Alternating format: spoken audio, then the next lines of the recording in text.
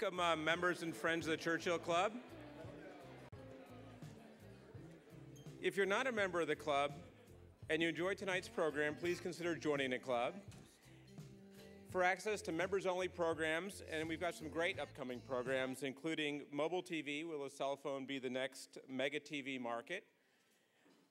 An annual CIO roundtable with the CIOs of Google, McKesson, Levi's, and Hasbro, which is always a great event. We also have a networking event coming up in July with Christine Comerford-Lynch, the author of Rules for Renegades. There are newsletters on all of your tables, and you can get the whole complete list on our website, www.churchillclub.org. And if you join before, if you're not a member and you join before June 29th, you'll get an invitation to one of our private member receptions, which we hold before some of our events. And now, on to tonight's program. The title for tonight's program is No Plan, No Model, No Problem. Companies that defied what VCs will tell you.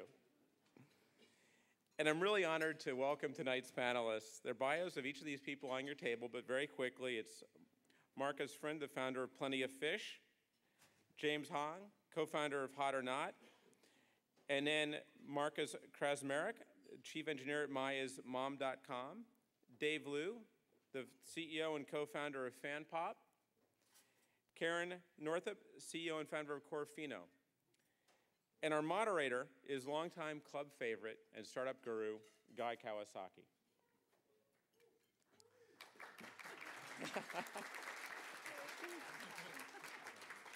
He's been moderating our annual startups program for a number of years, and as he likes to say, he is the second evangelist for the Mac and the first person to hold that title. So he was previously an Apple fellow at Apple Computer, and he recently founded Truemors at www.truemors.com, and he's the author of 8 books, including The Art of the Start. And with that, please join me in welcoming Guy Kawasaki.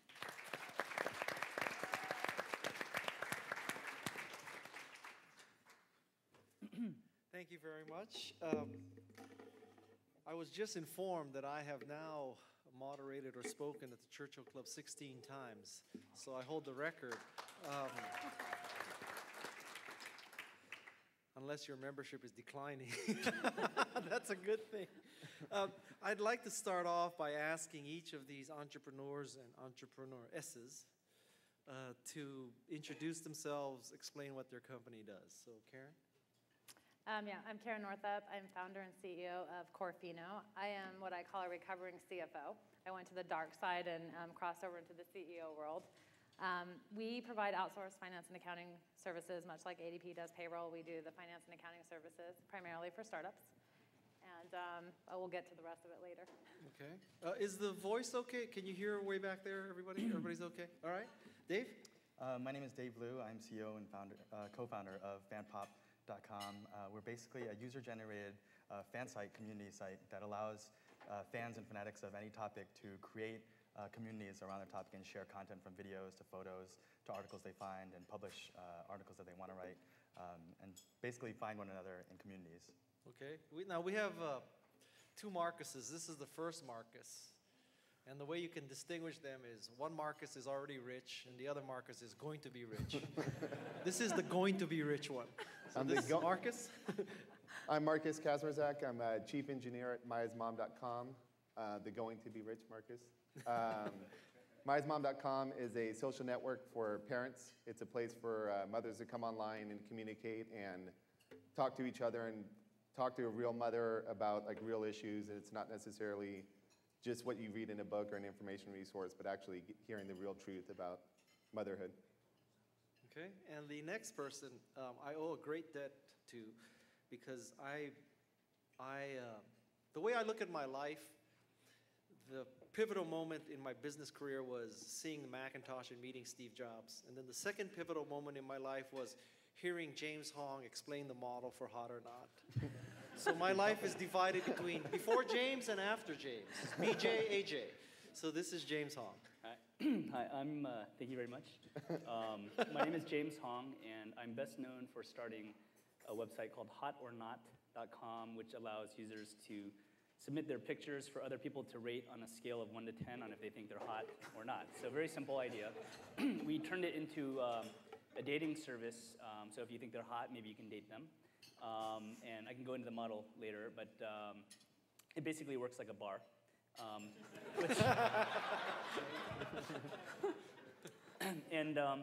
So I work on that. I've also started some other companies, but SaveMyAss.com with Al Lieb, who started Evite, which is kind of a funny idea. But basically, Hot or Not does that, and then we're doing all sorts of other fun stuff. And basically, my mantra is just have fun, and let everything else will come along with it. So I'll just leave it at that. Okay, now the rich Marcus. My name is Marcus. I started plentyoffish.com, which is a free online dating site. So it's just like all the other sites, but it's free. Okay.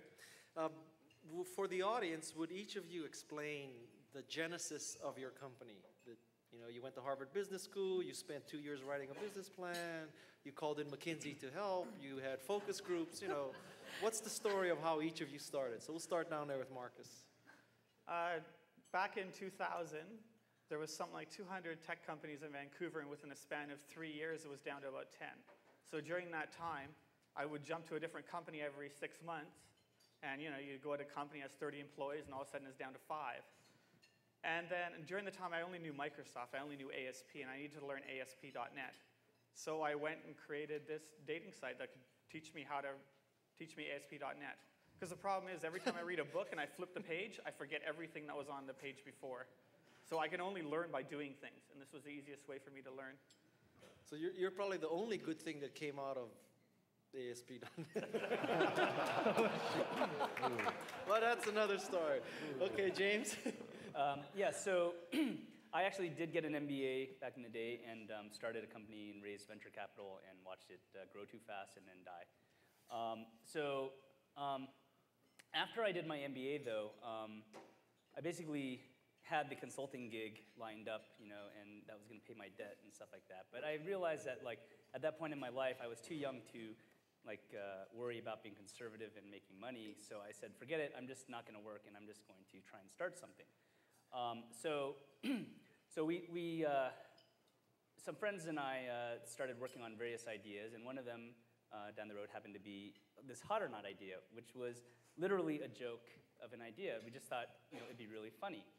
And, we weren't doing anything anyway, so we built it.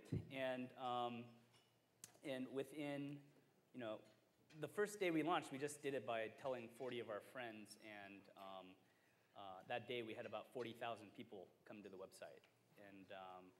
And by the end of that week, we the milestone that we tried to measure was when were we going to break 1 million page views a day? And we hit that in 8 days. And so it grew very quickly. And just, I guess, on the topic of venture money, at the time, this was October 2000, when we basically felt like any VC who would call us asking if they wanted to invest must have been really desperate and an idiot, because who was investing money back in October 2000? The market just crashed and everything. So our theory was anyone who would want to invest in us was an idiot we didn't want on our board. And so we said, forget it. We're not going to take money. We're just going to the goal at the time was just make enough money, because in reality, at the time, we didn't really make any money from the site, but what we got was a lot of props from our friends and people we would meet.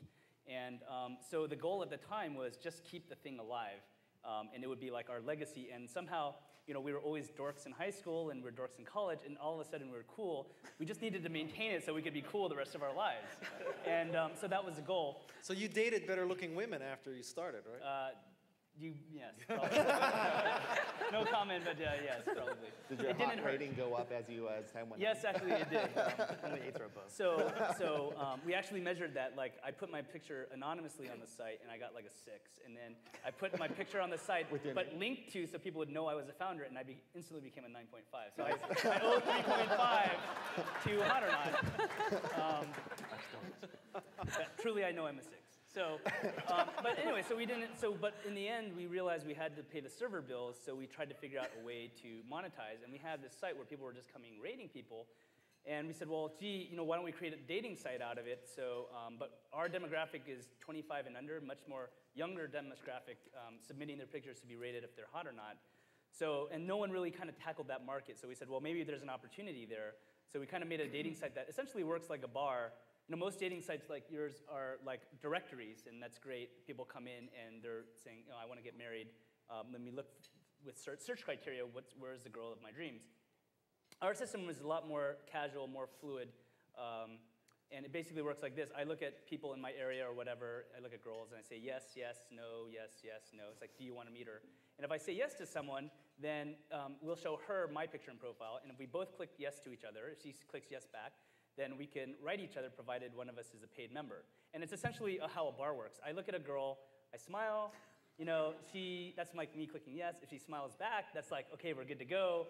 Except at the end of the day, one of us has to buy drinks, and it's usually me. It's usually the guy. Unless you're a really good-looking guy, but as I said, I'm a 6, so yes. So that's kind of the genesis of our business model. So you're a pattern recognition company, basically. In a sense, yes. Okay. Anyway, that's our story. Okay. Well, in case I forget, we need to get this story out. And I hope you tell it the way I remember it, which is the day that you knew you needed to hire some outside employees because your mother and father were telling you. Yes, right. So we recognized pretty early on that in order for the site to continue growing and to basically be cool and not scumbags amongst our friends, we had to make sure there was no porn on the site. And so we had a lot of adult website operators basically putting pictures on our site of naked girls and stuff, saying, hey, email me at whatever email address. And so I said, Jim, we need my co-founder Jim. I said, we need to fix this. So he built a tool where we could go through all the incoming pictures as they were being submitted. And I was too busy. Jim was too busy. So who was going to do this? Well, clearly the answer is my newly retired parents. So, they were happy to help out and be a part of their son's life. So I called my dad the day after they started doing that, and I said, hey, how's it going? And my dad, who was like this 60, at the time, 60 years old, recently retired Asian engineer, very conservative, pocket protector type. Literally, he actually handed down his slide rule to me when I was 18.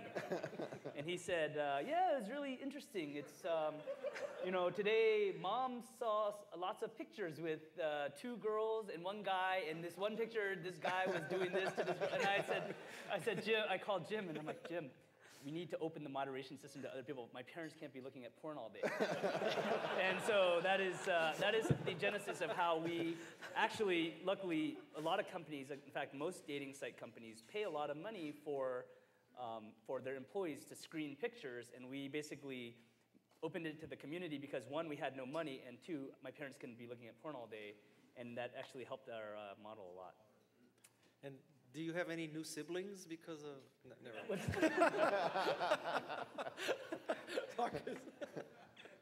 After the 2 dating sites comes the parent site, of course. Yes.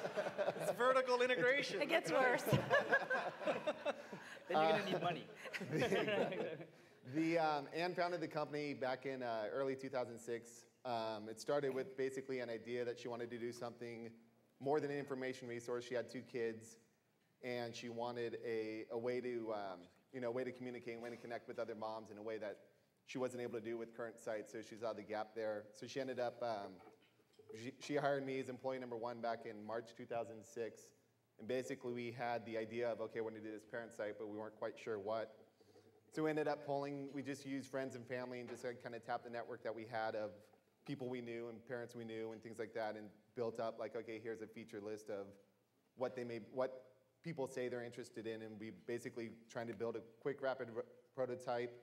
Got it out in June. Within like 2-3 months, we got a prototype out there, and then just started iterating on that. Found out like all the features they said they liked, they actually didn't use, so we had to build all the features they started using, expand on those things, and just kind of build it out from there. It was all self-funded from Anne, and most of those funds came to me, which was nice. And yeah, so it started from that, and it was just we've been going since. Okay, Dave? So my background is actually in product management. I started at Yahoo back in '99, and one of my colleagues and I had remained close since then, and we always wanted to do something together, but we didn't know when. And after going to Stanford for business school, I went to eBay, and I was working in the affiliate marketing area, and realizing that we were paying out several hundreds of thousands of dollars to individuals who were basically selling stuff on their websites passively. These were guys who were sitting in their boxers at home and putting up websites and making tons of money. And another inspiration, actually, ironically, are these two guys on the end here. Marcus has a picture on the web of a check for $900,000 for Google AdSense ads from his free dating website. And that was, when we saw that, we said, we've got to be able to do this somehow.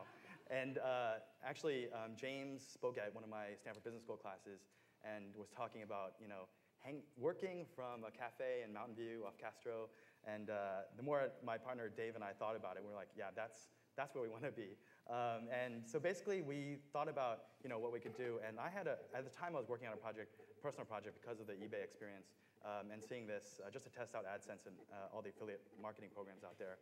And I had a camera website that was making income like right away. From the first month, I made about $1,000 from Amazon ads or whatever, and not bad for passive income while I had a day job. And then he built a site for the Office, the NBC Office site called Dunderball, and that took off too. So we thought, we want to create a new kind of platform for fanatics of different topics to come together that goes beyond just the forums that have been around for a decade or so and the Yahoo groups that are out there. We want to create a way that people can interact, from the Trekkies to the Cheeseheads to the Cameron Crazies, all these people who are really fanatics of a topic, and kind of find this community of other fans. Similar to like a Wikipedia, but more on a social, kind of more social than it is like a reference site. So we launched it in August, and we've been self-sustaining since then. So it's been painful, but it's been fun. Okay. Karen? I probably started this to probably prove my mother wrong.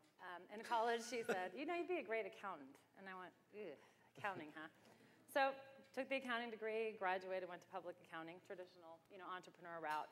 I got out of that. I at least got a job in a startup, and I did that for about 8 years, and rapidly became a CFO. Filed my first S1 at age 26, and realized that I was in trouble if you reach the top of your career at 26. So I decided, what am I going to do? So I stopped working for a while and built a house, and decided that wasn't a good idea. But in the meantime, all my friends were busy doing accounting. Hey, when are you going to go back to work? What are you going to do? And I'm like, ugh. So I came up with an idea that I used as sort of the story. And I said, well, I'm going to figure out how to find a way for companies to get accounting without having to pay for it, a lot of money for it. So my first beta customers were my contractors. It was a disaster. Worst beta customers ever. But I started the company out of my attic because there was no house or garage. I demoed it. The attic was it. I slept, I had a laptop. It was a complete attic-driven company.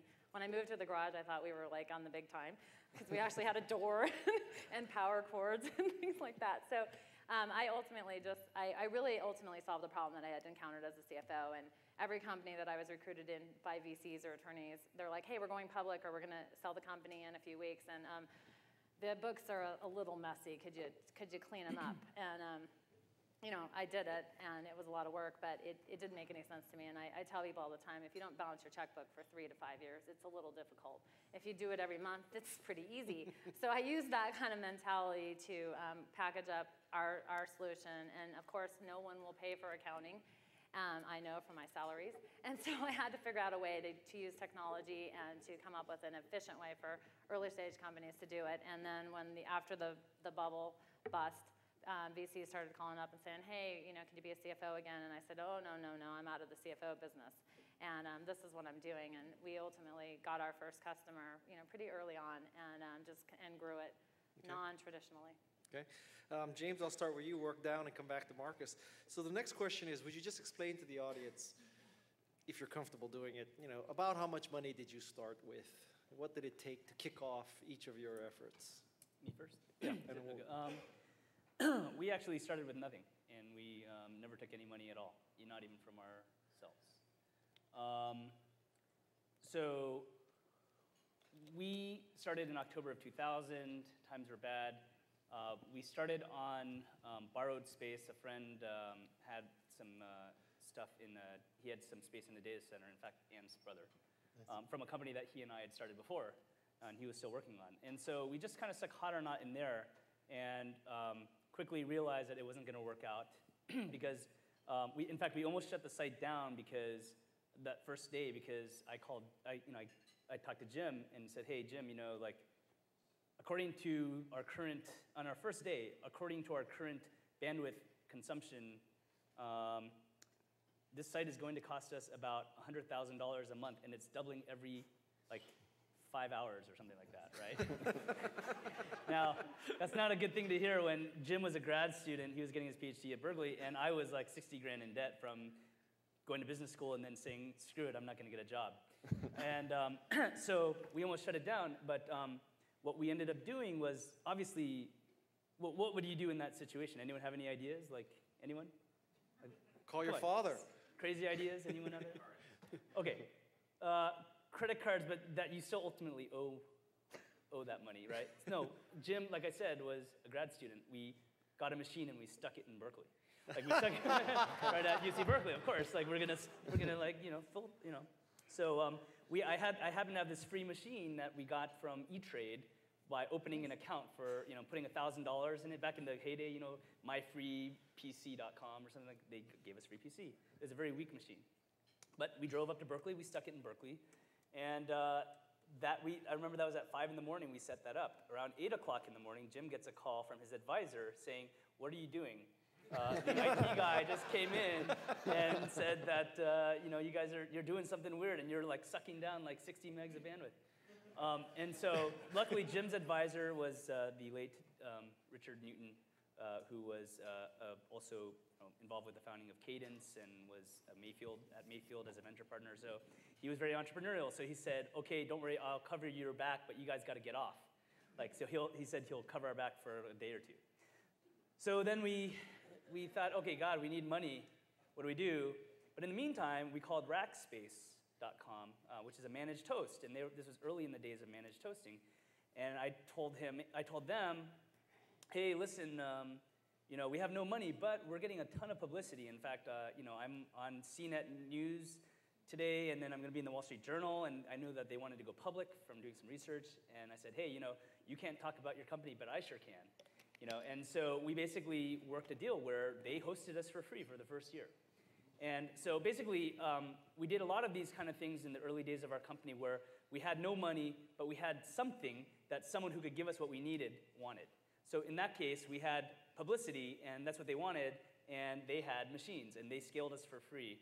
We did some other deals like that. Like, in the very beginning, we were hosting the pictures, and I remember thinking, God, that was our biggest bandwidth suck. That was our biggest cost driver. And I said, well, Jim, what if we just stuck them on Yahoo GeoCities and just like referred the imagery URL to there so Yahoo can pay the bill? And we said, oh, good idea. So we did that. And so for the first, for very early on, for a while, Yahoo was paying our bills. But then we took that even a step further and said, hey, we have users who have digital cameras. Ophoto and Shutterfly want these guys. So we said, even better, why don't we cut a deal with them where we say, hey, if you have a digital camera, go put it on Ophoto and they'll host your photo. And that's like a lead gen for Ophoto. So we actually went from our biggest cost driver into something that was actually making money for us, right? There are all sorts of things that we did in the beginning that basically we got around ever needing to actually raise money because we cut all these funny deals. And anyway, I'll end all these stories with one quote that I can't remember who the hell said this to me, but it was so awesome. And I quoted this on my blog just 2 days ago. And if whoever it was is here, please let me know so I can give you proper attribution. But he said, creativity is what happens when you take a zero off the end of the budget. Right? And it's so true. We had no money at all. I mean, I guess lopping a zero off of zero is actually not really doing anything. But the truth is, if you have less money, you will find a way. And awesome things will happen. Highly scalable things will happen. Things that will enable you to grow to large, scale without needing too much money or anything. It really makes you more efficient. So something to be said about not having money. Okay. Going to be rich, Marcus? What's your answer?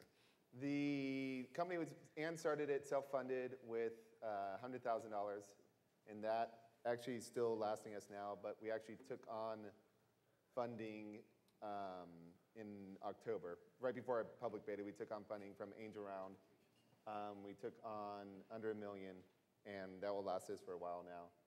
The major cost right now has just been employees. We have a total of 5 employees, myself, another engineer, and then a community manager, then Ann, and a product developer. But early on, for the first part of it too, it's all been the same thing as James has been working with what we have. Our accountant is Ann's mother, so we may need to switch that at some point. You can switch to her mother. Yeah, it might be a good idea. Who also makes really good candy and pastries. She's very nice. She brings by all sorts of And good she stuff. loves to look at porn. No, not Miss Grady. Not Miss Grady. And like we ended up, our logo is designed by a friend of Ann's, and we traded a pedicure for that. And You mean Ann actually did the filing, you mean? Or? No, she found a friend of hers at Yahoo, ended up volunteering to do the logo for her, so she ended up and then she wouldn't accept payment for us, so we gave her a pedicure. Oh, that's what I'm saying. I wanted to know if Ann actually did the pedicure. No. Bought a certificate. We gave her a gift certificate. Okay, For that. okay. We need to clarify these using the network for that, and it's actually, it helped us stretch the budget for as long as we could, and we've still taken on very little, so it's been, it's been great. Okay, Dave? So when we started this, we raised $100,000 from friends and family of mine and my partner, and we basically have since then haven't raised any money. We've been waiting to generate revenue, and we started generating revenue once we launched in August. But agreed, once you don't have any money, you become very scrappy. I basically have become a graphic designer. I designed our logo, and I'm a finance major, and so you can imagine our logo probably doesn't look that great. But you come up with different ways. I'm doing the accounting, I'm doing the finance stuff, I'm doing a lot of the random things. My partners all have chipped in different skill sets that they had, and the four of us together have built a site. And when I compare what other sites with a lot bigger teams have, I'm pretty encouraged. A lot of folks have been really impressed by what 4 people can do if you stretch yourself very thin. But you can do. We had a VP from MTV come to my living room, which was an interesting experience. But basically, he just wanted to see, what it was like. He was so excited to see, the office, which was, the dining room, living room, and he wanted to see the servers that were in my bedroom.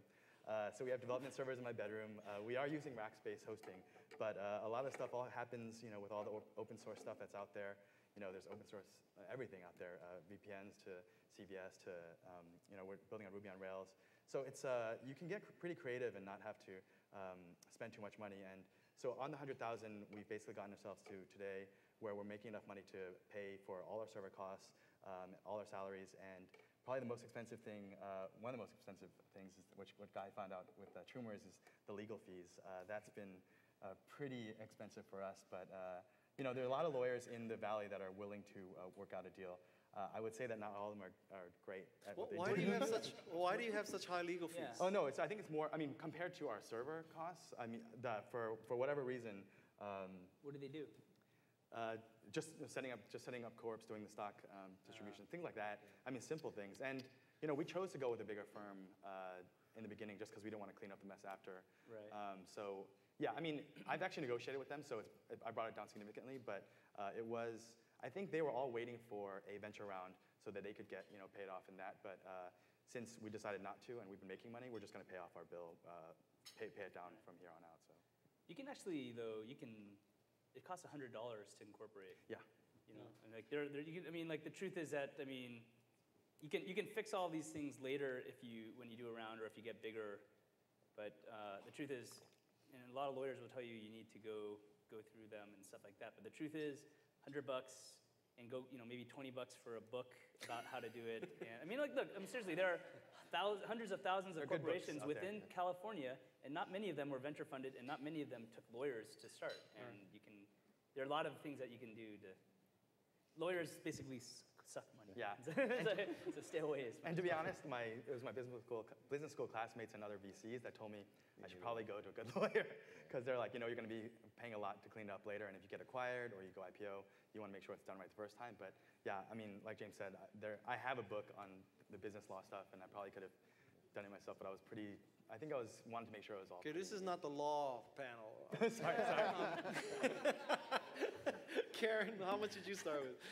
I actually started with the delta between my mortgage and what I paid on the construction loan.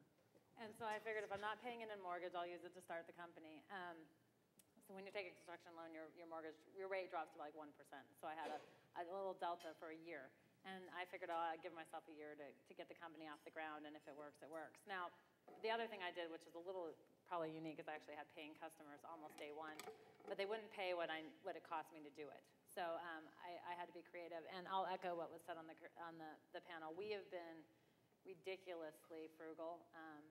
We are actually selling a product. I'm not going to say which one it is. It cost us $1 to produce it, and people have seen it and wanted it, and we were using an internal, and we literally paid $1 for a photo, and that was the logo of the product. And the rest of it was all open source and using other people's stuff and just spending a couple hours gluing it all together. So when you don't want to spend the money, you can be very creative. And then I'll echo this. We use a ton of technology, and people that we're getting chased by VCs now, and we have not done a round, but everyone cannot understand. I'm like, no, we're not an accounting company, we're a technology company. And when we hire employees, they get, like right today, about 18 logins for different things, and we're changing that. But we really do use technology to its fullest. And open source and all those types of things make a big difference when you're starting a company. And so I started with nothing. I've since self-funded it to scale it because we've grown rapidly and to deploy some capital. So about how much have you put in?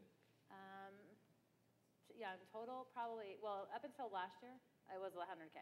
Okay, so far we have 0, 100, 100, and whatever, right? I mean, okay, Marcus?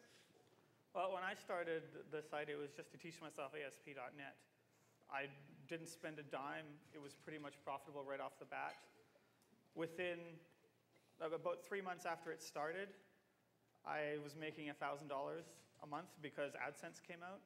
I started actually making money. Before then, there was no way of monetizing it. For the first 8 months, it ran off my home machine. So I had no server bills, nothing. It was basically just all expenses I would have had anyways. And I had absolutely no idea that venture capital existed. I found out like a year or two later.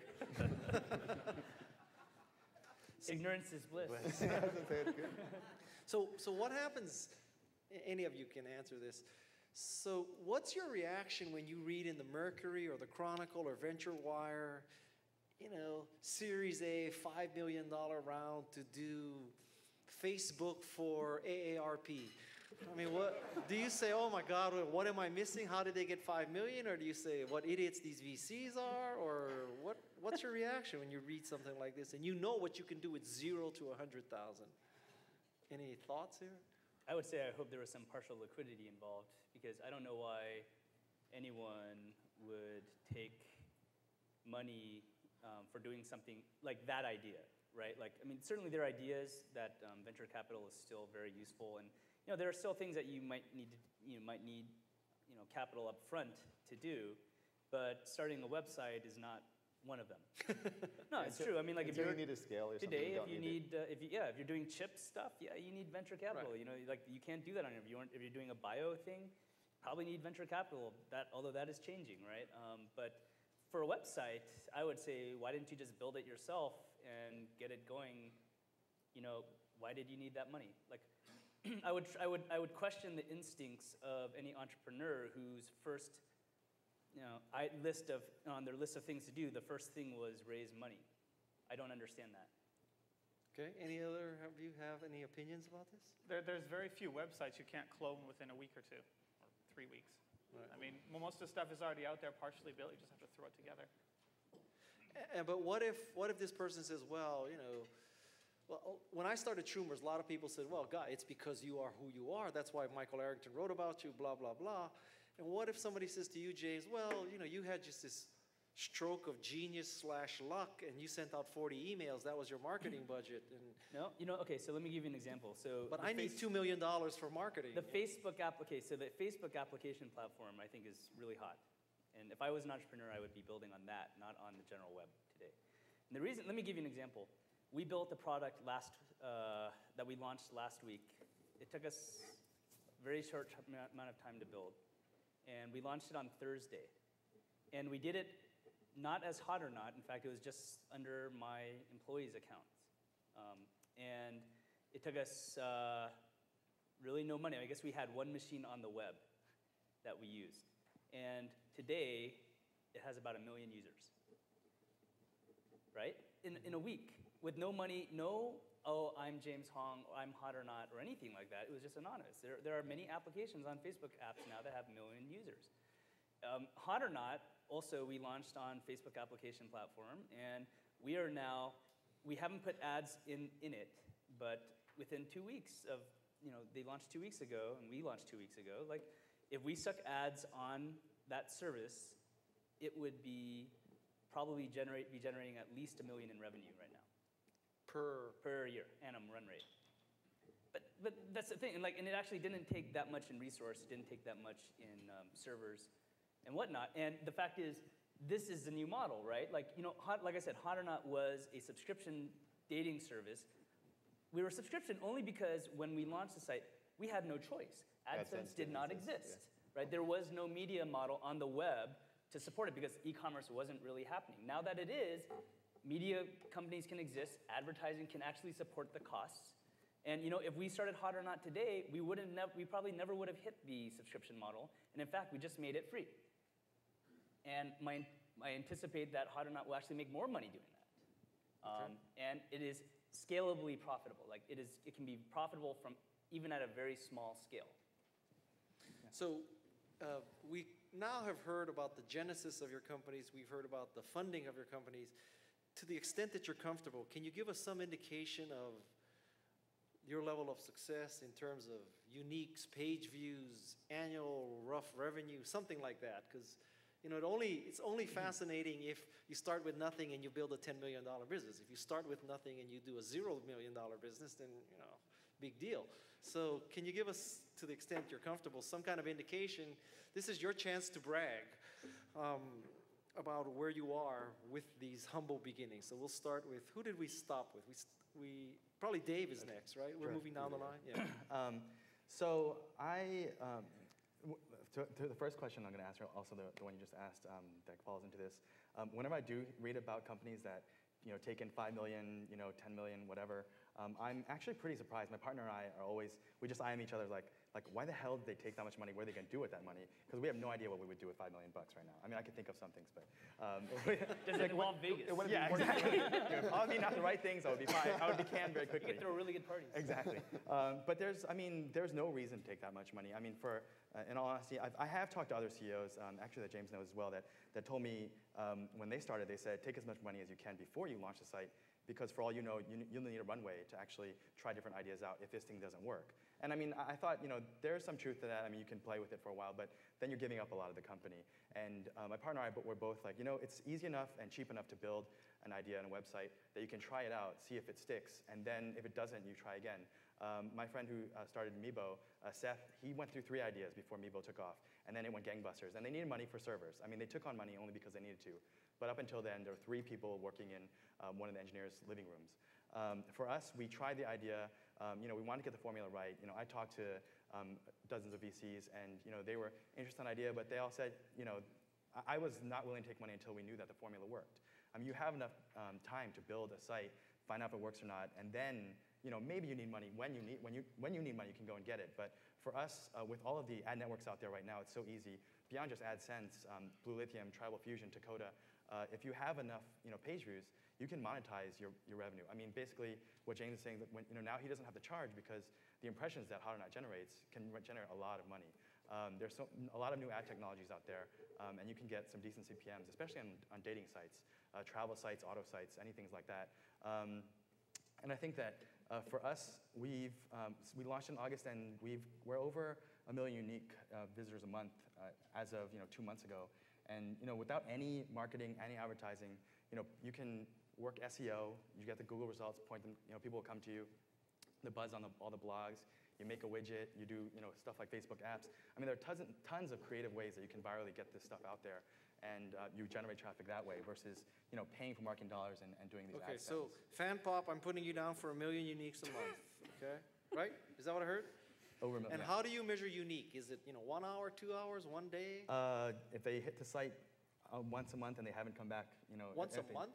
This is 1 unique person a month, like an absolute unique user. So if I come in on Monday and come in on Tuesday, I count as 1? Yeah. If you come in again, Wow. it's just 1. What are you using to measure? Analytics. Google? Yeah. Google Analytics? Which is, I think, pretty conservative compared to And in Google Analytics, did you lock out robots? So this is real people, not... Right. Okay. And we have other stat counters that actually count higher than that. One thing I've learned is that asking a question like that, it's a very complex answer. I mean, it's not as simple as, oh yeah, it's 1 million uniques, because it could be really 500,000, right? Okay. So Karen, you want to give us some indication of? Yeah, we don't have uniques, we don't have users. And we actually have paying customers, so a little bit different. We do have a website, but it's different.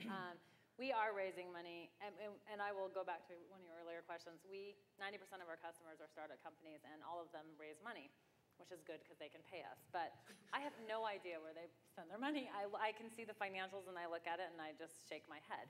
But we're raising money now, so I'm not going to give the numbers because we're private. But we had 400% growth last year, and we'll have more than that this year. What is that like? From 1,000 to 4,000, or is it from 1 million to 4 million? Or no, are you 400% growth in customers or revenue? 400% growth in revenue and customers. Okay, give us an order of magnitude. I mean, see, Guy really wants to invest.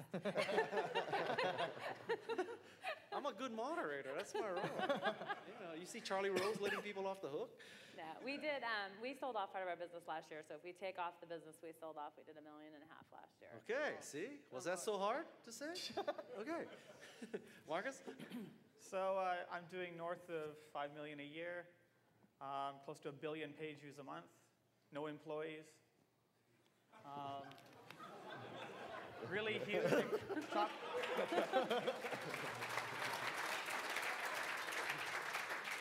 That's why he's a rich Marcus. That's right. So you're making $5 million a year, just sitting at home, working in your underwear, helping people find dates. Actually, I'm sitting right here. Bragging about it. Better. Life is good. You're my new hero, James. Yes, sir. Okay, James, what's your number? Well, how many hours a week do you work on it? It's about an hour or two a day, but Okay, yeah. sometimes I just leave it for a whole week and just take off. We were pretty much the same way. I mean, we actually ended up hiring employees because we were tired of having to work at all. So the only figure that I give is based on 2004 when we did, I think, we did about 5 million in revenue and there was just Jim and I in the house in our pajamas as well, just like So Marcus. in 2004, $5 million with 2 employees. The owners, right? Yeah. And how many employees do you have now? We were working about an hour or two. We were working about 10 hours a week. And how many employees do you have now? So then the company went into cash cow mode. We had employees. We probably had like 3 or 4 employees for a while. But now we've changed our model. We actually just decided to go free.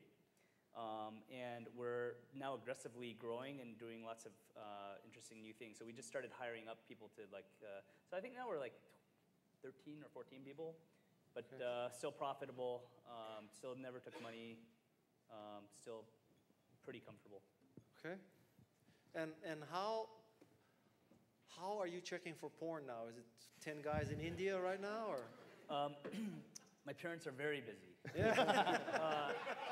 No, we still work. It still works the same way. It's community moderated. Yeah. Okay. I mean, it's amazing what the community, you think you have to hire employees, but at the same time, you have fanatic users. If even 1% of them are fanatic, they will care about your community more than you will. So what happens? These people flag it, and then you automatically take it off? Actually, on Hot or Not, they actually look at every picture that is submitted before it even goes live on the site. So we have the moderator section where they get to look at every picture submitted, and basically there's an interface for them to accept or reject a picture, and there's kind of a wisdom of the crowd's judgment system in place. So the motivation to be one of these people is you can pick off the cream of the crop before they hit the... Yes, it's a mixture of power. It's like enabling people to have some real authority. It's that that they care about the communities. There are some people who are very vigilant about trying to keep the web safe for children. And it's a community. They have fun with it, and it's also a game because they're given a score on how well they do. So if you say yes to a picture, that picture's okay, but the community deems it is not, then that is a knock against you in your score. So. Actually, I think that's a pretty important distinction to make, though. In the current generation of the web and all the social aspect of it, I think is very different than, when I was at Yahoo back in '99, we had surfers checking everything all the time, putting the directory together. We had to hire tons of people to actually do this for you. And now for social sites like ours, the users do all the work for you. And so starting a company with 4 people doing this much is probably a lot less difficult now with this whole social aspect of have the users report everything, have the users submit everything. You just kind of let the long tail run and they can build what they want to out of it. So Yeah, we do the same thing even for Google. Even Yeah. Google has the community translate their site into other languages yeah. for them. Or the images, they're tagged images for Google. I mean, they have the users do everything. Yeah, we do the same for abuse. We do have a thing on there that say report abuse, and the community's right on top of it for anything that happens. And how do you know that it's not a false positive, that somebody wants to mess up your site and report something as bad that's good? We don't we have a community manager who will then take a look at it and see if it is abusive or not. We use wisdom of the crowds.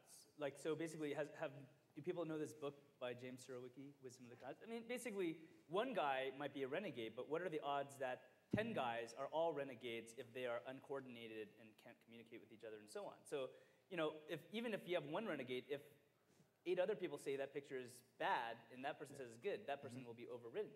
Okay. So, What about Dig, though? Hmm? I said, what about Dig, though? but that's coordinated. People can coordinate on that. Yeah, because you have the names. Yeah, Okay. in our system, they can't coordinate. Okay, so now we know, wait, whose numbers do we know? We know Karen's? I or have not Noah's? gone. Okay, yours. Right now, we have not focused on revenue. We do have Google AdSense up. It's more as a placeholder. What we've been focusing on is building out the product and building out the audience and building out the community. So revenue numbers are not really relevant. Page view numbers, I would say we're in the millions of page views a month. It's about as specific. But the site's going really well. One of the great things people have mentioned, Google Analytics was one of the tools. So like to run things cheaply is amazing. The tools available now from Google and other places like that. Google Analytics gives us all the site metrics and all the numbers we want, and that's a free tool. When I worked at E-Trade, we had paid a whole department of people who buy a $100,000 server software and all this kind of stuff to get those kind of metrics, and now you can just put a little piece of code on your site and you get it for free. Okay. All of our collaboration tools, we use Google Apps, we use a Google wiki, the Google Docs is a wiki, and all that stuff. We don't even need to host internal servers or internal systems like that, so it makes it. Karen, it's logically your turn to answer the question first, but I'm going to skip you because your answer may not be helpful for your fundraising process to this question. So I'll start with Marcus down there. So the question is, based on what you know and what you've seen and what you've done, is there any reason to suck up to a VC to get invested in? Oh, I want to answer. Yeah. And then we'll get back to Karen so she can try to craft an answer 5th in a row. So Marcus, what do you see? Do you think VCs add any value or? If they do, I haven't seen it. I mean, I guess that's a no. for certain things that are really capital intensive, like if you started Facebook and you grew to 1 million users within a couple of days, you need VC money. Yep. But for the vast majority of stuff, you're not going to need any money. What's a couple of servers, right? And growth is slow. You'll generate far more money than your expenses are. Yeah, well, if you don't have a team of 30 people to create, some little but rinky-dink let's site. say I'm a VC. I know that's a leap, but let's say, and I say, okay, here's the VC pitch, right? Marcus, I'm gonna roll up my sleeves. I'll be there with you. I'll help you. Anytime you need me, you call me. I'll be there for you. I can call up Jeff Bezos and help you cut a deal. I can call up my friend, Phil Zimbardo. He's a psych professor at Stanford. He'll legitimize your algorithm for dating. I know people at Rackspace who'll give it to you for free. I'm on the board of directors of Network Appliance. I can get you, servers free. Really, I can add a tremendous amount of value to it. And I bring you legitimacy. Me being on your board, people are going to take you more seriously. You're not buying this, are you? No. But that's the VC pitch, so. I would say make them prove it first. In the stage where if you are raising money, you can, and these people will say all these kind of things. Say, okay, do it. Just show me, right? Prove yourself if you can do all of that. Okay, so I take it you're not. No, look, I'm actually not anti-venture capital. I just think that it's not a religion for me. Venture capital is a tool. And it is, like any venture capitalist who comes up to you trying to be your best friend, I would say, what's wrong with you? This is a business relationship. You venture capital is a tool just like a bank loan is a tool. The only reason you as an entrepreneur would take venture capital and not a bank loan is because the bank won't talk to you when you have no existing business, no assets, no assets, and so on. Yeah, I mean, if you think about it, it is just a financing vehicle along a risk-reward curve, right? A bank will give you a loan if at a certain risk level that they're willing to take. When the risk gets too high, when this venture has no revenue, it's a big, who knows if it's going to work, the banks aren't willing to give you loans. That's where venture capitalists come in, right? And they are business people, and there's nothing wrong with all of the things that they do. A lot of times you hear stories from entrepreneurs about how their VCs screwed them. Well, the reality is that was the arrangement that they should have known that they were getting into. And there are a lot of strings with that money, which may be okay to take. If you're, like you said, like if you're Google, you need to scale fast, and to scale fast, you need $10 million in machines today. And there's no way you're going to be able to make that money in an organic way. You have to take money. You have to do what's right for your business, right? Now, you take the example of FanPop. Do they need to take money? Maybe not, because here's the thing. This is my take on VC. Just realize what it's getting you. It's basically your interests are now going to be the interests of the VCs. And that means they want you to hit a home run. This is the biggest thing I think that entrepreneurs should understand about venture capital. If you take money at $2 million, you take $1 million on a $5 million valuation post, let's say for instance, that VC is not going to let you sell the company for $10 million where you'll make $3 million or something like that. They need you to go for the big one. Now, let me just take a poll. Let me give you two choices. One, you have a 100% chance of making $10 million. Or two, you have a 20% chance of making $100 million. So the expected value of choice B is $20 million. But choice A is, I will give you $10 million right now. And let's just say today you have $0 in your bank account, right? How many of you would take A? How many of you would take B? Okay, some serious risk takers, but like one or two of them. The VC will make you take B. And it is all or nothing. So VC money is okay to take. Just know that that is what you're going for. And you know what? I have some friends who I angeled who just made that decision. They had a buyout offer for about $10 million. They never took any funding except me. They would have each made like $3 or $4 million. And they said, you know what? We're going to go for VC, and we're going to try and make it a $100 million at least minimum company. And I said to them, look, you realize this means it's all or nothing. And they said, yep. And I said, okay, go do it. So there's nothing wrong with venture capital. You just have to understand, just make sure you understand the nuances of what it really means. They can block, in many cases, unless you negotiate it, they can block a sale. And there are many, many examples of sales out there that could have happened where the board and the VCs blocked it. ePinions is one of them. $600 million offer from Amazon, got blocked. Within a year of founding, the guys who started would have made close to $100 million each, blocked. Just know what you're getting into. That's really the bottom line. I just spoke in Las Vegas, and I got a tour of the Las Vegas CSI and forensics lab, and the real CSI, not the movie CSI. And they showed me 2 pounds of crystal meth, and they told me the effects of crystal meth. Sounds a lot like venture capital.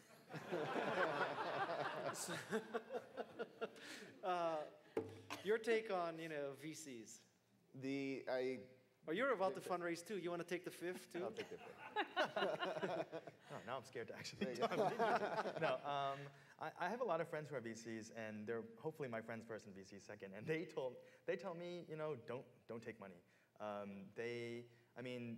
I've talked to a lot of venture capitalists, and some will say, this is like a lifestyle business, or some will say, this could be big, but we don't know. And I think their take on it, like James said, is if they're gonna bet money on you, for them, it's, if they put some money in, they want a huge return, and they could care less, but they have a bunch of other portfolio companies that they're worried about, that if you don't succeed, oh well, they're gonna stick an associate on you to babysit you. And I, as the founder, who's a product manager who loves, to build product, to iterate on a product, and build it for the user, no longer have that option to just kind of iterate and try things out. I have a product roadmap I have to keep accountable to.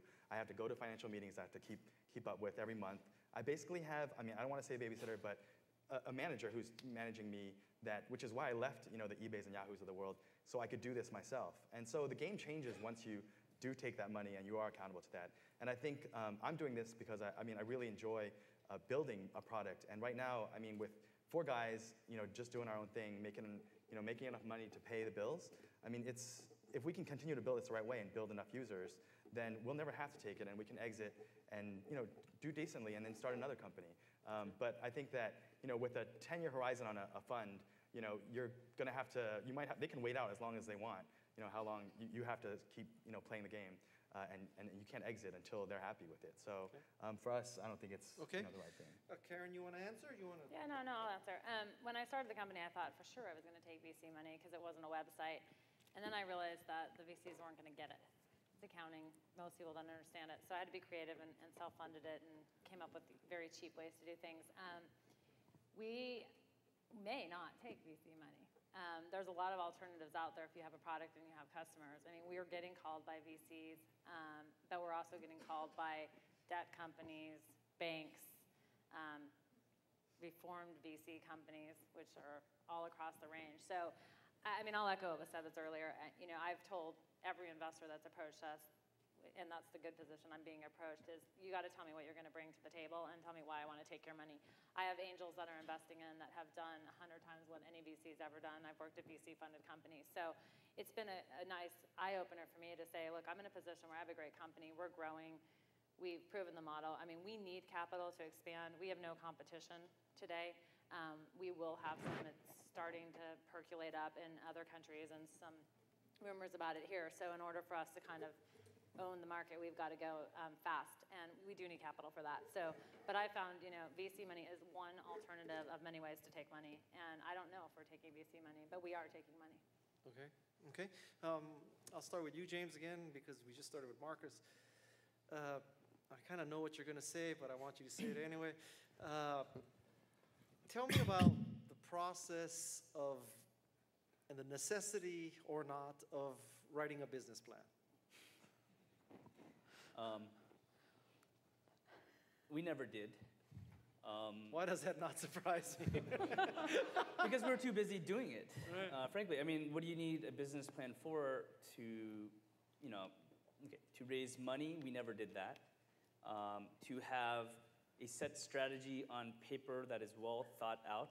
Well, at least in the business that we're in, which is internet websites, the world changes so fast. The time that you're spending writing things down and things like that, someone else is already going to do it before you can. So there's a lot of instinct, at least in what I'm doing. Certainly this doesn't apply to everything, but in the case for what we're doing, where instinct actually prevails. I learned, you learn things in business school that are somewhat useful, but not, but you learn more just from it's like entrepreneurship is not a civilized joust. It is street fighting. And, and not to say that you should do dirty tricks or anything like that, but that's what it is. It's like, it is highly instinctual. If you play chess, all the better. There's strategy, and you just have to be, thinking on your feet. And my take on it is, you take the time out to write a plan. It's like, by the time you write the plan, someone else already did it. Okay, Marcus? Yeah, we didn't put together a business plan before. We did put together a plan probably 5-6 months into it when we were doing our angel round. But it was also, the hard part with putting together a business plan is it changes so quickly. You don't and what you're putting down is you're basically, to some degree, making it all up. You have no clue what actually will happen. You have no clue what the numbers will be. You don't know what the click-through rate's going to be on this type of ad or this. And so you can put your guesses down, but it might change to reality. It might be different. Yeah. It might be, I've personally, I've never understood the obsession with venture capitalists getting business plans, because I know you're lying, and I know you're lying. So what's the point? What's the point? You know what it's like? Do you mind if I No, go ahead. Did anyone here go to business school? Just out of curiosity. Anyone know like HBS cases, right? Like where it's like, James was looking out his window thinking about his business. This is how they always start. It's like they never just get into it. It's like, James was driving his car to the office one day. And and then I remember in business school thinking, when you talk about it at the end, and it's like you have your class discussion, you go, wow, these people are geniuses. Like they just thought of everything. It was just so perfect how it happened. But then you realize these things were all written like in retrospect later. Right. They didn't talk about all the crap that they did that went wrong or anything. And it's like they're only being written about, well, in the success cases because they were successful. And then they have the failure cases where you're like, oh yeah, they totally screwed it up because they did this, this, and this. But the truth is, the plans never actually, life never goes according to plan. You're never going to be able to predict everything. I mean, if you're omniscient, then you're a much better man than I or most people in the world are. I mean, like, you don't know what's going to happen in the world. You don't have control over everything. You can't control what other companies are going to do. It's a dynamic world, So like life doesn't. I would be very surprised if any business ever went according to the plan that they wrote in the very beginning. And in fact, like my best friend Max, who started PayPal, like Max. PayPal started off as a database security and cryptography encryption system for Palm Pilots. Then they're like, well, that's not working, but that's what they raised their money on. Then they're like, well, maybe we should do like palm-to-palm payments. So they did that, and that didn't really go anywhere. And then as a fluke, someone's like, I think Luke Nosek said, hey, we should just make it so you can email too. And that was like an aside. And then they did that, and hey, you know what? It started taking off. And then people started using it on eBay. And so they're like, oh man, like we're getting tons of transactions on eBay. Shut it down. And they shut it down for 3 days because they're basically like that wasn't the plan. But then one day they're like, why the hell are we like stopping where we have traction? So we're like, let it open. And then that became their business, right? And it's like nothing ever goes according to plan. And anyone who tells you that everything went according to plan is either like from the A-team or is a liar, if anyone gets that reference. But anyways, that was my... Okay, Dave, any more thoughts on business plans? So because I went to business school and I went to undergrad at Wharton, I had to write a business plan. I think it's just in my like Plus DNA. you're Asian, right? I know, plus I'm Asian, so I had to be the good, right? It was either that or you be a dentist. So I wrote the business plan. I don't know why I bothered. We did show it to my investors who are my college roommate and my business school roommate and some other people. So I don't even think bother reading it. But if nothing else, I think it did help me and my partner kind of formulate some of the ideas. But like James said, if you looked at what we had in the plan compared to what we have now, it's nothing like it. And the users basically dictated where we went. And so, they give us feedback, what works, what doesn't work, and you kind of iterate from there. So, I mean, it's a nice to have, but I mean, I don't even know where it is right now. So iteration is the key to success, not having the right plan from the beginning. From the beginning, yeah. Okay, what does the CFO turned CEO have to say about business? There is no plan. It was a to-do list, and there's 5 things on it a quarter. And I'm happy if we actually get all 5 done. It's as you said, you listen to your customers, things come up. We would have probably not been where we were at if we had a plan. And what I envisioned was not actually what we're executing today. If you decide to take venture capital, what if a venture capitalist says, show me your operating plan for the next 5 years? We have one, and actually we made it for our customers. And it's a very simple way to get a plan with no time at all, because it's all make-believe. So if you're a customer of ours, we'll give you this nice little template to create. Why does a customer want your plan? To prove that you'll be around? Because VCs want to check it off the to-do list. No, they use it as a product. So we'll provide all of our customers a template. Oh, you give it to them to fill in the... Oh, yeah, so you guys as VCs I have see. check mark. This is the thing that every plan says in year 5 you do 50 million, right? It's almost baked in. Exactly. Yeah. You just put in a few I got that variables. template. You just put a few variables in, and it makes this nice hockey stick, and the VCs go, oh, check. I thought you just put in the acquisition price at the bottom, and it just does everything. Go backwards. I'm not giving away the secret. You go But we have a do it. plan that we give to our customers because VCs want one. It's on the due diligence checklist. We tell our clients they'll be diligence ready, which means they need a plan. And we use the same plan. I couldn't tell you what's in it. If somebody asked me a question. I think it's because, CalPERS would say to a VC, so did they go to plan? And, you need to tell CalPERS, well, what are you going to tell CalPERS? We never got a plan from them. We just gave them your money. Well, there is that. But I mean, we actually produce budget to actual reports for all of our clients. It's hilarious. Okay, no one ever does anything. I know you don't want to talk about your clients, but you're in the accounting business, right? So obviously you know a lot of accountants.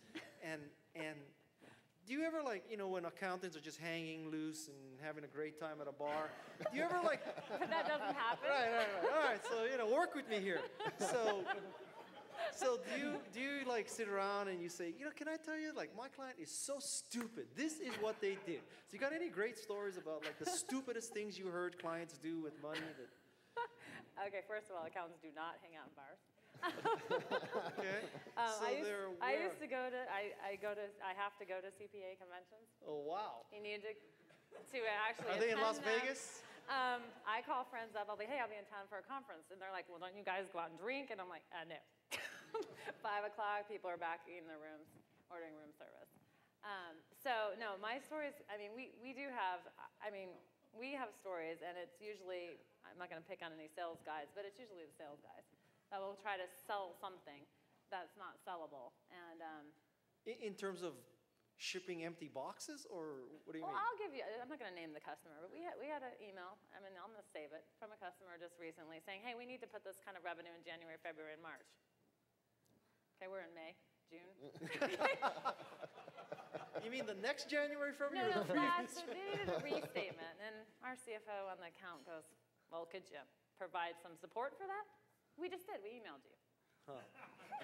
So, I mean, we're walking around the office going, you know, this will be the next Enron story. And by the way, that client is going to be fired. But, because we will fire them. But no, people, Okay. the stories that we have are all around people making up revenue. So while we're on this topic, you know, what's your take on these people who allegedly backdate options? I mean, how can you, these large companies we won't mention, who are run by supposedly very smart people with very good legal counsel, are we like reading the wrong paper? I mean, what got into their brain that they could say, well, why don't we just pick this date? It sort of goes back to, you know, when you don't hire a lawyer, there's all this cleanup, and the history gets reinvented. Having to have cleaned up a lot of companies before IPOs, it could have been a reasonable argument that maybe there wasn't a documentation, and maybe it was said that this person was going to start then, or this or that, but you know, it was very ambiguous in the old days. Okay. It's not now, but by the way, people are still doing it. Yeah? Okay. It's not changing. I mean, our clients aren't doing it because we won't let them, but it is still being done, so it's still Okay. scary. Marcus, I don't think I asked you about business plans. I can guess your answer too. I've never seen a business plan, nor do I think how to write one. It took me 2 weeks to program my site in my spare time. That's your plan. It's going to take me far longer to write a business plan. Can we try to start a meme here tonight? Can you what? A meme? A meme, yes. Okay, so I actually did write a business plan for Hot or Not like 4 years into the company, because we started hiring employees and we had to get liability insurance. And the insurance company said, well, we need a business plan from you. I'm like, but we're already operating as a company. Why do you need a plan? Like, we need a plan. It's the checkbox. Yeah, so I called it the Tactics Planning and Strategy Report. It is our Tactics Planning and Strategy Report. Anyone here see the movie Office Space? TPS report. Okay, it was parentheses TPS report. Nice. And I never found out if the person on the other side of that got that. It's a joke from a movie called The Office Space. But the point is, if anyone is watching out there, if you ever get asked for a business plan and you're like, what the hell, why do you need one?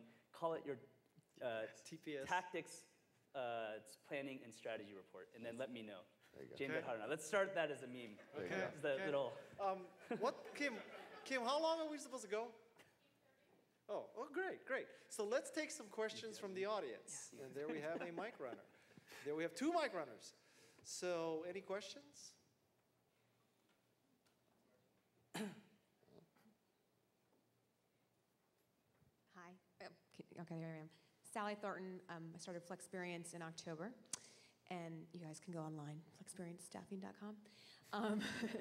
So I get asked the question, when are we going to be cash flow positive, from my parents, who are our investors. And I think it's kind of a great question about when do you pay yourself, because I'm not paying myself, and my partners don't pay ourselves. And we can't do everything ourselves because we're professional services, and it's not a tech company, and we are the business, so we can't really outsource ourselves. So when do we take on debt to pay ourselves? Any advice on, it's kind of more of a services business question versus a website business, but you know, basically I'm taking on debt to pay myself, which feels like robbing Peter to pay Paul, but at the same time, maybe then I'll take some more risk and I'll be more creative. I don't know. I struggle with this question for myself. I don't know if others. Sounds like double taxation to me, but Yeah. We'll get the independent auditor here.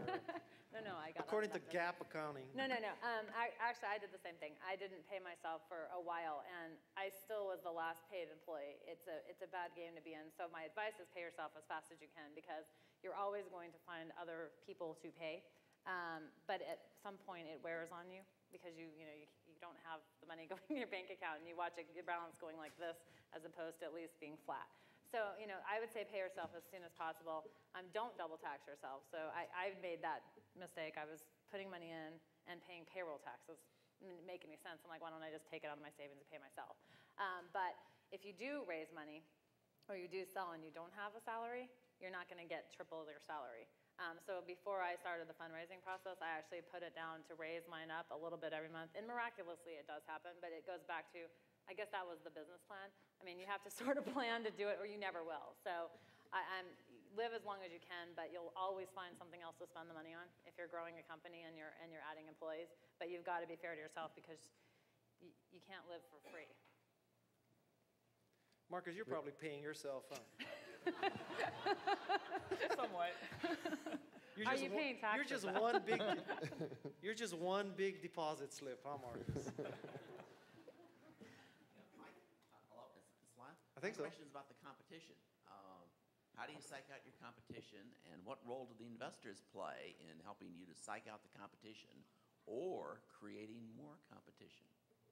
Okay, competition. None of you have competition? Well, you have lots of competition. Well, at my size, I'm the size of Match.com, which has 500 employees. eHarmony's a third the size with 300 employees. I think they're pretty psyched. Okay, well, thank you very much for that insight. I mean, what do we do with that? All right, so, if I were 20 years younger, could skate, I'd be in the NHL.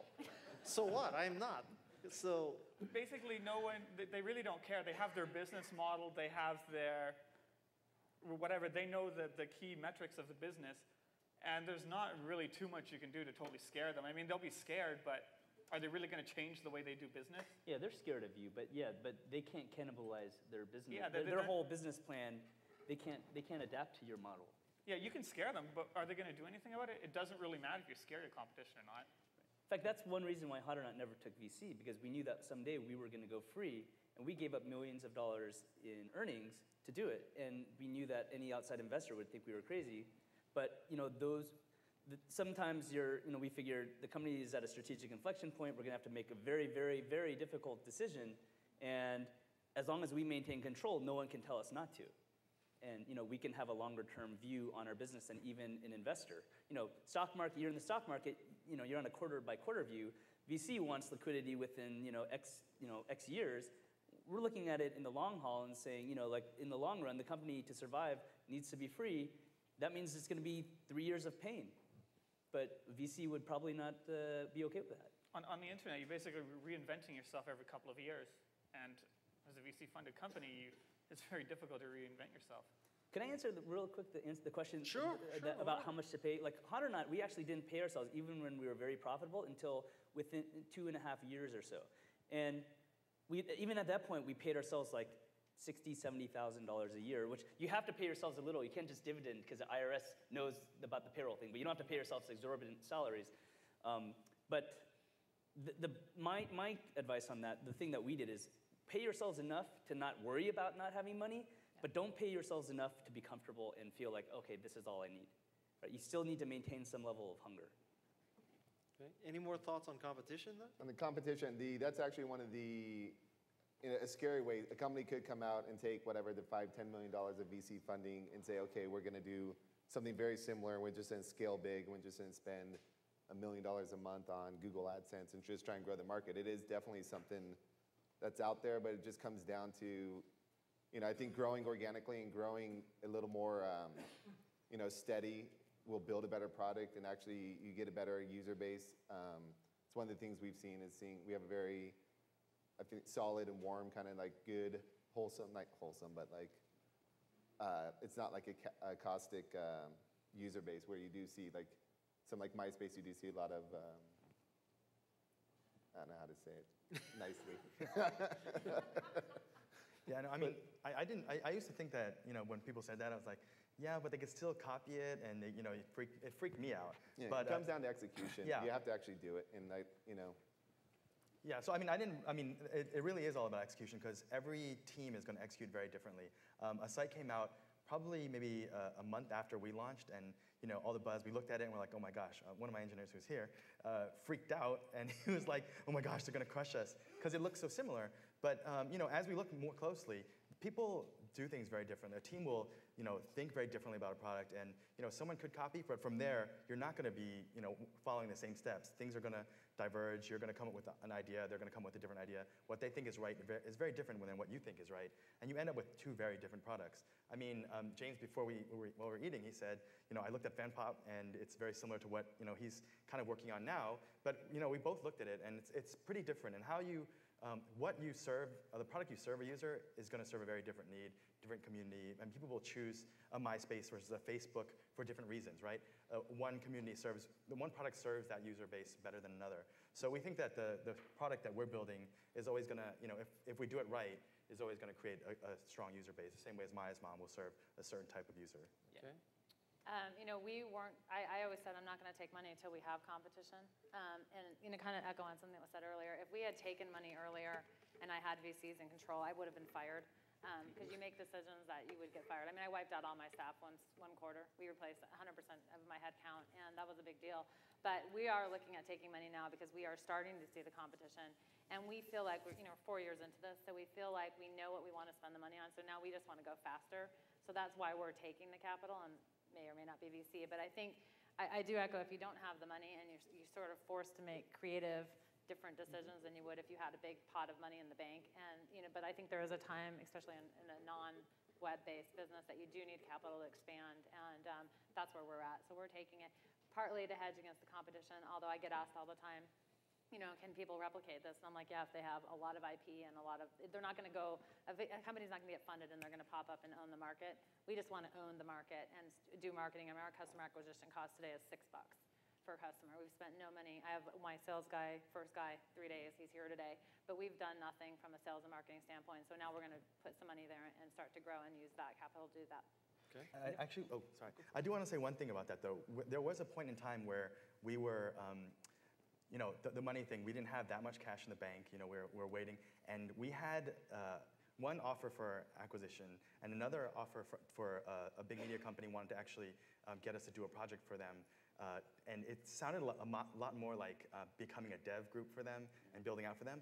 But I wanted to pay my rent. So I was like seriously considering, I was like, maybe it wouldn't be so bad if we worked on this project for them. And I would have probably, had I decided to go that route, we would have distracted ourselves from our core focus of building out this site and, for the wrong reason, just because we needed the money. So, I mean, there are points where, you might need to take money or, get some debt, go into the credit card debt.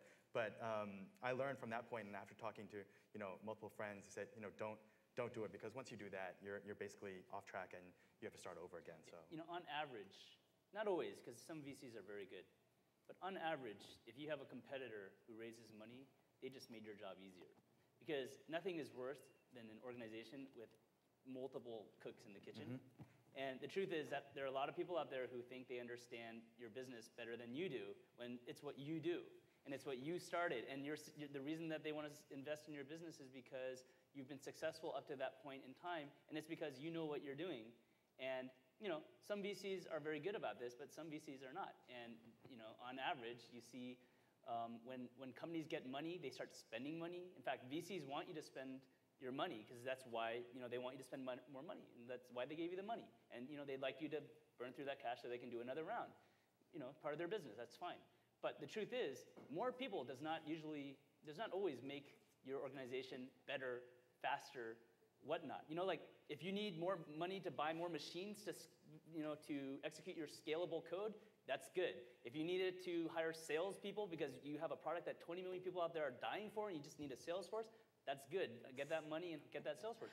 But more often than not, especially in early stages of a company where you're still doing product development, you don't need that money. You don't need more people. That's just going to be more HR issues that are going to slow you down. And so whenever we've seen companies compete against us raise money, usually that makes them flounder, not succeed. Yeah, and I actually recall on a post on TechCrunch, Marcus commented on Dig raising, they had a lot of money and then they bought like 18 servers and they were saying that they were going to buy 100 servers in the next year. And Marcus was saying, I don't know why these guys need this many servers. I have like 4, 8x, whatever the number of users they have, and I'm running this many page views, and everyone's like, yeah, right, whatever. But he had, data saying there's no reason why they need to spend this much money on 100 servers. So it's like 1 page view per server or something per minute. It was ridiculous. it was completely ridiculous. And I was looking at it as like, yeah, he has proof that you don't need that many boxes. And then they hired a whole bunch of engineers. You see pictures of really nice offices. Heck, I would love to be in an office that nice, but you don't. That's how they're spending their money, and I'm not saying, some people want to go that way, but they sold off a lot of the company to do that. Right, Marcus has enough money to buy 100 servers, yet he does not. So therefore, he shouldn't raise money to buy 100 servers, right? Like just because you have the money doesn't mean you should spend it. So how many page views do you serve a year with one server? I'm doing close to 1 billion page views a month off a single web server. So 12 billion a year. ASP. So if you have all these rinky-dink companies buying hundreds, thousands of servers to serve 500, 600 million pages a month, it's just ridiculous. What's your concurrent on the? It's around 58,000, Wow. 59 peak. You should go into the business of selling VC-funded companies your server software. Whatever, yeah, over there. Hi, I'm Cameron Turner from Clickstream Technologies in Berkeley, and I wanted to extend this conversation to international. I'm interested to hear what you think about India, China, other places. If all you really need is a laptop and a high-speed connection, and you don't need the VC connections and all these things, what does that mean for this area? And given the fact that we have the highest rent of anywhere in the world and those sorts of things, what will give us our competitive advantage going forward? Okay, who's got that? I'll go. I'll start. I have employees in India. I have them all over the world. I have 10 in my Sunnyvale office. It's one of the ways I didn't take money is I went to India. I was running it out of my attic in Santa Cruz. One of the first outsourcers to India. I hired staff out there. We're going to China next. We have employees all over the place. Mexico, the middle of nowhere in North Carolina, which I consider another country. They're all over the place, and they just need an internet connection and a laptop, and they can work for me. So I think it lowers it makes it a lot easier to start companies. I'm not a Web 2.0 company. I have actual employees, and they can work anywhere. I can work anywhere. That's why I did it. I travel for fun. I take my laptop, and I'll work anywhere. Vietnam, Africa, you name it, I can be anywhere. So I built a company that could do that. I think given the technology and all the ASPs and all the VC-funded companies that produce these great products, very helpful. But I also think it makes it a little bit easier to be international. We have clients all over the world, and we have employees all over the world. And I did that. I had more employees in India than I did in any U.S. state up until last March. How much do you pay them? Our fully loaded cost for an Indian employee we actually have an office there is $1,400 a head a month. Per month. And that would compare to what over here? An accountant, over 100K. So it's 1,400 times 12 versus 100. I can't do that in my head, so. I can't either. Somebody do that in their head? About 16,000 or so. So it's 84% cheaper. Yeah. I think there's an interesting phenomena that is not really noticed as much. Everyone, when they talk about international, a lot of people will focus on, we can have cheaper employees. But what it also means, the world is flat. But what that also means is you also have now a ton more potential competitors, right? And no one has really talked too much about the fact that, there are smart people all over the world. In fact, if you look at the ACM programming competition, which is an international competition, the US, the top-ranked teams now place 17 or something like that, whereas we used to dominate. And I think 8 out of 10 are out of China or Russia or former Soviet countries, right? And these are potential competitors, actually. There's no reason except for maybe understanding culture or whatnot. But you know what? MTV is being piped out to countries all over the world now. It's true. There are going to be a lot of people out there who can now compete against us on US or Western, for Western customers. Because you know what? Truthfully, if you look at their position, oh, I can build a big company in China, or I can build a big company that focuses on the American market where there already is a media industry online or whatnot. And that's actually very compelling to them. And the best example I can think of this is a company called Maxthon, which a friend of mine, Bill Tai, funded. And when he found them, there were 2 people that had a web browser that had about 1/3 the distribution of Firefox. It's just 2 guys, actually a husband and wife, working in China. And they were able to build up a team. They raised a minuscule amount of money and hired like 10 people in a warehouse. I think they're paying their employees $5,000 a year, but their revenues are probably pretty high. It's like it's amazing. I think everyone focuses on how it's cheaper for us, but you know what? It also means you now have a whole new class of competitors. Yeah. I was gonna take a quick defense of the Bay Area. One of the benefits and one of the things I think that would keep the Bay Area strong is some of the companies out there, Google, Yahoo, eBay, E-Trade. Some of those, I came from E-Trade, he came from Yahoo. But not necessarily those companies, but when people leave, those companies hire great, smart people. Those people want to end up leave and they start their own things. And you end up having those people living here and starting those companies, and there's VCs here, and you have all sorts of opportunity and engineers who you can take away from those companies also and help you build things out. So that's one of the reasons I think the Bay Area will continue to have like a competitive edge with it. But it's also, the competition's a lot harder now too, so it's definitely... Well, I think that's why Google is opening up development centers in every country that they can think of that has good scientists and engineers, because they know that those are the people who will ultimately beat them potentially, and they'd rather have them work for them.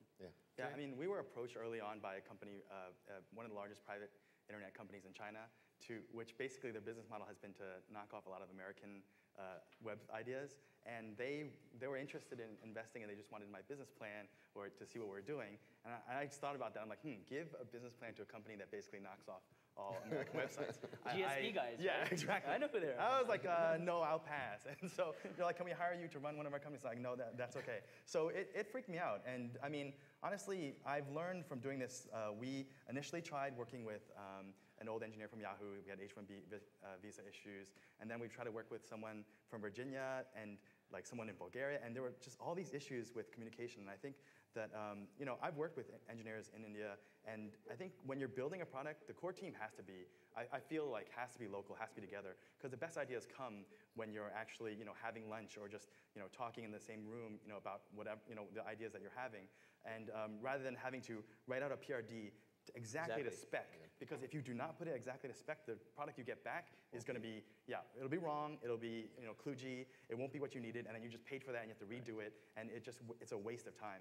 So we have a Stanford CS grad and a Berkeley EECS grad, and I mean, in the Bay Area, you have a lot of really bright people who can build this stuff. And so, I mean, it might be more expensive. I mean, it's different than a services business. If you want your core developers, I feel like you need to have the best and brightest, because I have a friend who started a company. He used engineers in Siberia.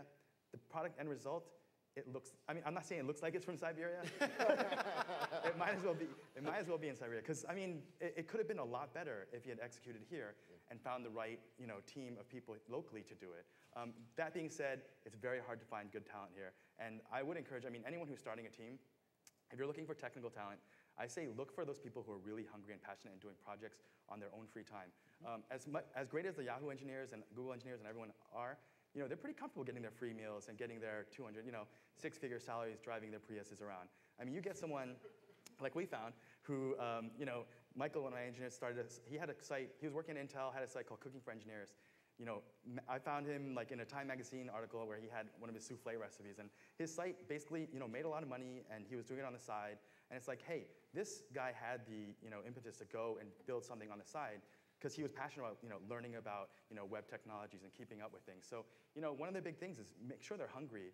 Otherwise you're going to get an engineer who's kind of used to getting paid and not willing to suck it up or work hard. Complains about their chairs. Complains about well, he still complains about his chair, but he has back problems. That's probably because he's sitting on my dining room chairs and stuff like that. But that's my fault. But yeah, I think getting someone locally, it's very important. Okay. Well, I'm just going to slightly contradict that because we have patents and IT, and we have one engineering guy. So what we did, and part of this was a cost, but it's very difficult to recruit world-class engineering people to an accounting company. I mean, it is. It's not exciting. It's not sexy. So what we did is we got one. And then we've actually managed to outsource all the projects. So we have a chief architect, and we've had coding done in Malaysia, Australia. Yeah. I mean, all over the place. But if he wasn't here, though, that would be pretty no, tough, but right? you only need one. Yeah. Oh, I agree. So I think Okay, the difference between your businesses is that you're building something for an industry that you already know and is actually fairly mature in terms of like what is needed. Like you know what needs to be built, and you can build. Like the innovation is in your head, and you just put it down in a spec and have someone build it. Whereas yours is a web internet consumer model where it's like who knows what people want, and you're needing to reiterate a lot faster. Like you're a domain expert, whereas everyone building new products for people who have never experienced these things before, it's a much different game. Oh, And so it's like these kind of things, it's like you can't build a great company to a business plan. You can't build a great product to spec when you don't even know, you have no clue what it's going to be like, right? And whereas I think your business, you no, have I some walk sense. in and I say, I was just thinking, and my engineer goes, because I will come up with, I'm not doing normal, accounting, yeah, there's accounting software, but that's not what we're building. It's the glue to make it all work. So we're not, what I come up with in the shower or running, I walk in and I go, hey, I had a thought, and the guy just, you can see his face go white, because I'll define something, and he's like, I have no idea how we're going to do that, but we actually get it done. So there is some unique coding, and it is our IP, and it's why we actually have a patent attorney. But it's not. Okay, let Marcus say something. I don't think it matters how smart your team is or how many people you have on it. What really matters is how those people work together. Because if you have 2 or 3 people programming something and one person screws up the database, has some long-running queries, everyone else is screwed. So the usual solution is buy more hardware and, or hire more people. And then you just keep getting into this pattern of buying more hardware, getting more people. And at the end of the day, you're stuck with something that has hundreds of servers and, 50 to 100 employees, where someone else is doing the exact same thing with a handful of employees and a handful of servers. So I say it doesn't matter where your workers are located. They just have to be able to work together. So or even better, have none. Exactly. Your biggest problem is getting your right hemisphere and your left hemisphere to communicate. Exactly. The last sort of nice softball down the middle is I think we have a lot of entrepreneurs here, and so I'd like to ask you to just give them one sort of final piece of advice based on what you've done, what you've learned, mistakes you've made, whatever. The old Billy Crystal movie with where they were. Yeah, City Slickers. City Slickers, right? So what's Curly? Curly says just one thing. One thing, right? So give them one thing, and we'll start with you because you're not an accountant anymore. You're a shucking and jiving CEO. So go ahead, Karen. Go ahead. Show us how you shuck and jive. Thanks, Guy. Let's see. I'm going to say that the thing I've learned the most is trust your gut. There's a lot of times where I think I know and the instincts are right, and then I will question it or I'll ask someone else on my team, and it ends up 99% of the time being wrong. And by the way, that goes for VC. Your gut is wrong? No, my gut's right. Oh, okay. My gut has been right, and as an entrepreneur, you sort of, you hear people saying, oh yeah, trust your gut, and then you think you do, and then every once in a while you won't. And it happens a lot when you take money, which is one of the reasons I didn't. And every time that I haven't trusted my gut, we've made a mistake and gone back. Okay, Dave? I would say that this experience has taught me, I've always taken the safe route, just eBay, Yahoo, Apple, all these safe jobs. You're an Asian. Asians take the safe route.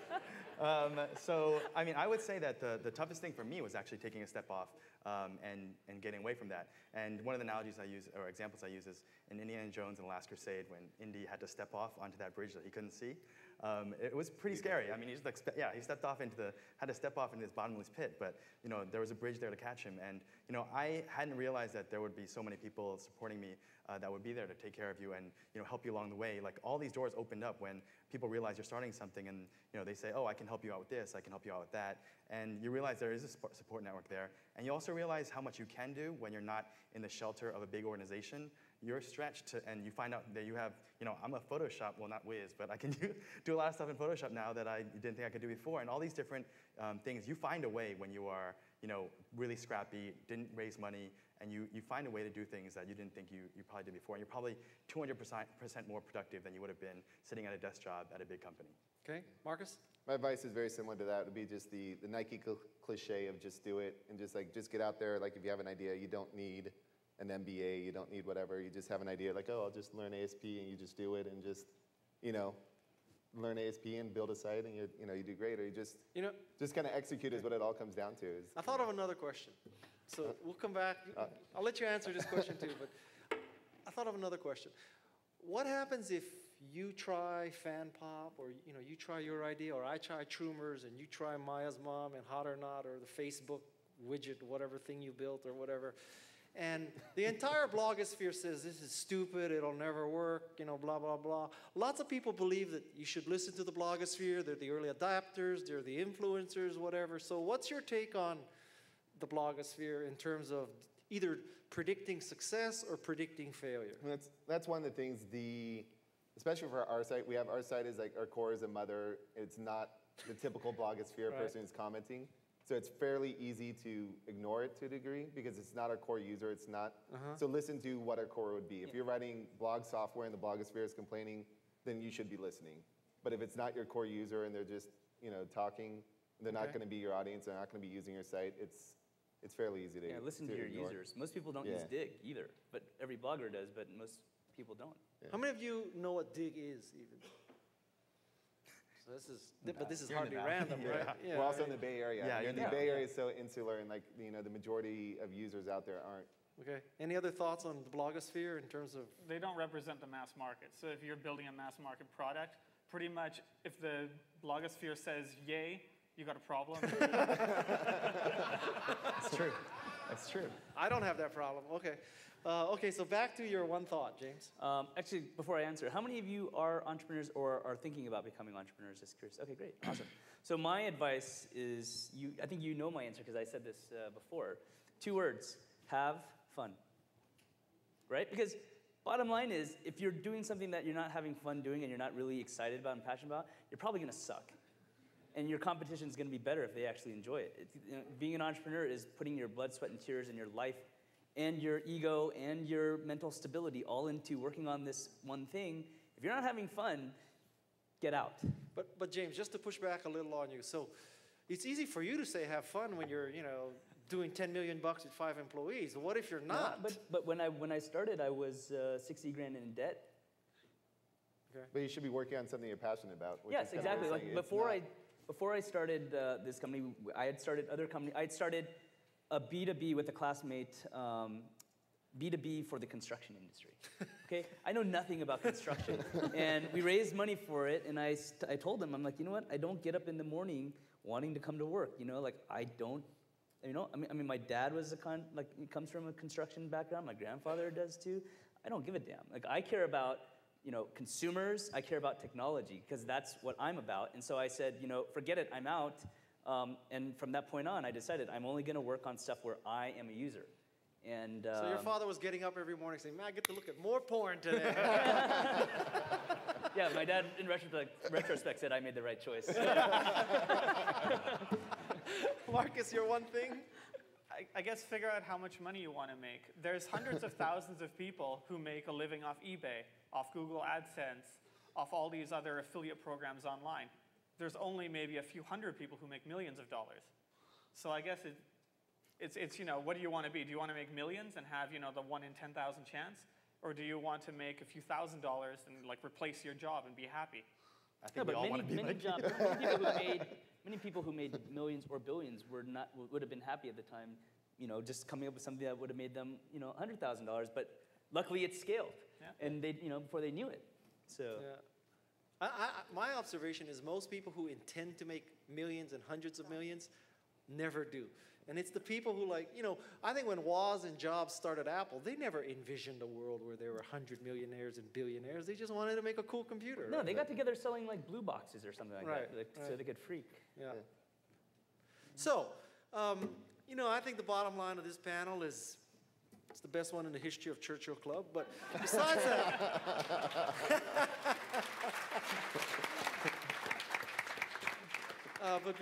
that, I just think between open source and WordPress and MySQL and just outsourcing and all this kind of stuff and doing things on 100 grand and user-generated content and the long tail and all the other buzzwords you want to mention, The only conclusion you can draw as an entrepreneur or potential entrepreneur is life is good right now.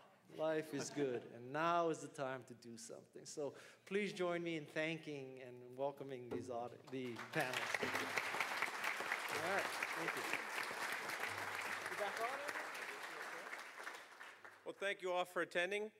One thing I'd like to say is, our panelists don't do this for free. They get a T-shirt for doing it. So thank you all for coming. I encourage you to become members of the Churchill Club and look forward to seeing you at future events.